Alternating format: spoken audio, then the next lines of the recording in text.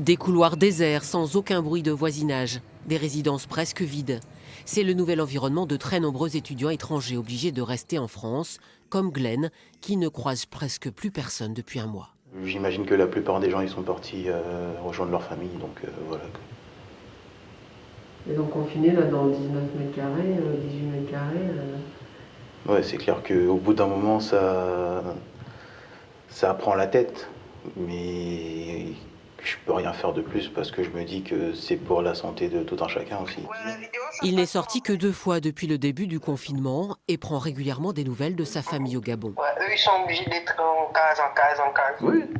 On leur envoie plein Sur le campus messages de pour leur l'Université des sciences à Villeneuve-d'Ascq, vous voyez, hein, regardez autour de vous, vous voyez, pour l'instant, il n'y a pas d'étudiants.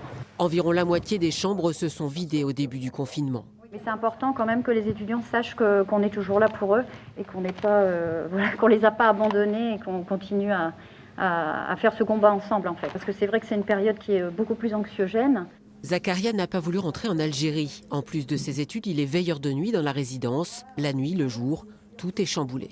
Une situation de stress qui augmente en ce moment. Il y a des étudiants qui font trop de bruit, par exemple de la musique à 3 h du matin, à 4 h du matin. Presque de 80% des étudiants, ils vivent la nuit, ils dorment le matin, ils ne sortent pas, ils ne fréquentent pas les gens ici.